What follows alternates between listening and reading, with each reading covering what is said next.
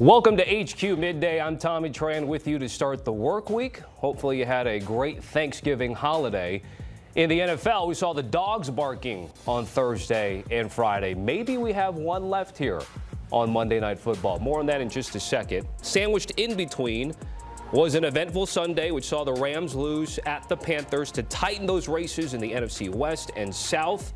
This is the first time in NFL history there's 5 divisions with a lead under one game this late in the season, if you add the NFC North as well as AFC North and South.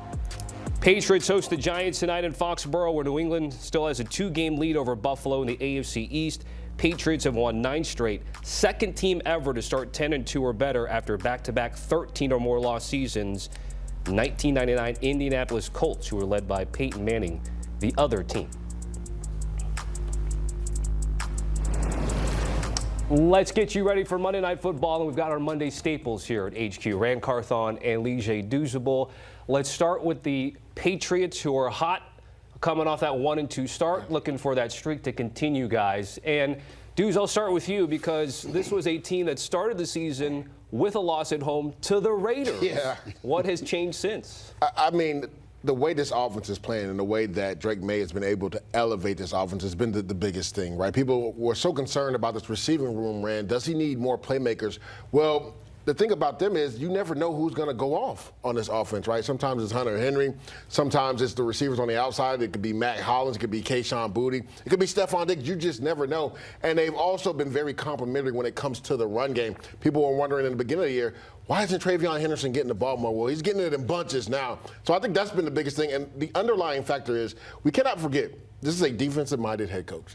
This defense is really good. I know Drake Maye is, probably a top 2 candidate for the MVP. This team is still defensive-led, and they've been able to keep them in games a lot this year. So they have one of the best trio at the cornerback position in all of football. I just think the consistency of Drake Maye spreading the football around and them really leaning on his defense is why they're on this winning streak right now. Yeah, you talk about Drake Maye. He's leading the league in completion percentage at 71%.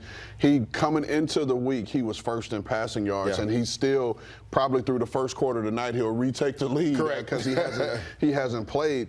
And he's the only quarterback in the league right now who's had over 200-plus yards passing in every game. And then you talk about the young running back in Travion Henderson. Weeks 1 through 8, he barely touched the ball. He barely got the ball. And you said he's getting them in bunches.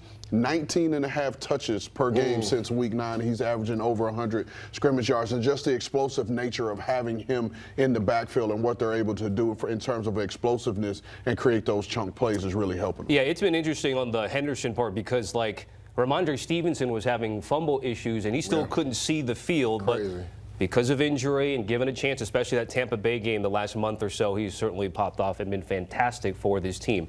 So you guys have brought up both Drake Maye as a reason why the Patriots are in a position now to win 10 straight. And Rand, I'll go back to you because this is sort of the dream from a front office perspective, is to have a quarterback in his second year after playing fully his rookie year take those lumps and then pop here in year 2. Yeah, absolutely. And it talks about the growth and the maturation of Drake Maye. But the one thing that I do not want to forget and mention is that he has Josh McDaniels as his play caller. And Josh McDaniels has a history of developing these quarterbacks. And then in his system, he runs a system, like Leger said, you don't have to target one person in particular every week. It's going to be game plan based on who gives them the best matchup to win that football game. And when you have a Josh McDaniels-led offense with a guy that's playing to the level that Drake Maye is, that is as accurate and as anticipatory as he is, and let's not forget, he has the ability to pull the ball down and run and extend plays and extend drives with his legs, that really just creates a problem for the rest of the league. And Rand, I want to start right there where you talked about him being able to pull the ball down, because I think that's been the biggest maturation of his game. Took too many sacks as a rookie, and that's typical. A lot of rookies, they'll backpedal, take unnecessary sacks. Now, if something is not there, he can create with his leg. He's one of the best scrambling quarterbacks in all of football. I don't think that gets talked about enough, that facet of his game. When things aren't there, right, he doesn't like what he sees downfield. With his athletic ability, he can maneuver in the pocket, still keeping his eyes down the field. If nothing's there, he can take off and pick up first downs. He could take advantage of Matthew Stafford in the MVP race, given what Matthew Stafford did with those turnovers against the Panthers. We did have that graphic, guys. Can we put it up one more time? He's on a list with like Marino, Manning, Lamar Jackson. We're talking about becoming the 5th year 2 quarterback since 1970 to win 10 games. So he's got to get to 10 to join that elite list, or he gets stuck with Deshaun Watson and Carson Wentz. There's a line of demarcation there. So with the victory tonight, again, he can enjoy that elite group. All right, so from one young quarterback to another, we have Jaxson Dart returning after missing a couple of games due to concussion, although when he gets on the field, it'll be with different head coach. No more Brian Daboll. It is Mike Kafka. Mike Kafka now game number 3 that he's been interim head coach of the Giants, but game 1 with Jaxson Dart, his star rookie. How do you approach handling your rookie quarterback? So this is going to be a massage, if you will, right? Because we know how Jaxson Dart plays the game. He plays a reckless style of quarterback, right? Just in terms of him and his ability to run the ball. He likes to lower his shoulder. He brings the energy, the juice, and the toughness part of it. But you're returning from a concussion, right? So there's a level of conversation of having with Jaxson, hey, knowing when to slide, knowing when to run out of bounds to avoid those hits, to make sure that he stays in the lineup, because they are 0-5 with Jameis Winston and Russell Wilson starting, and 2-5 with Jaxson Dart in there. And you mentioned it, Tommy. This is Mike Kafka's first game as interim head coach with Jaxson Dart starting. So all of those things are going to factor in. But then, again, we're talking about Jaxson Dart knowing when to pull the ball down, run, how to protect himself. He has a rushing touchdown in 5 consecutive games. And so that's going to limit how Mike Kafka has to call the game in the low red zone. Do we roll the dice and run more quarterback design runs? Because you know down there in that area, there's no room for sliding or running out of bounds. It's lowering that shoulder. So as Mike Kafka is calling the plays and managing the entire team, he's got to create that balance with his young quarterback and help protect him. And this is why I think Brian Daboll was relieved of his duty, because even though this is the competitive nature of Jaxson Dart, sometimes as a head coach or a play caller, you got to protect the player from himself, right? And Mike Kafka, this is an audition for him, right? Can he kind of pull the reins back from his young quarterback while still have him being aggressive? Because you talked about it, Jaxson Dart kind of plays a backyard brand of football, if I would say so. He's a guy that likes to get outside, and he's so competitive that he wants to fight for every yard. But you have to understand how important you are. You're so important that your head coach went into the blue tent and got a 6-figure fine just because he wanted to make sure you were all right.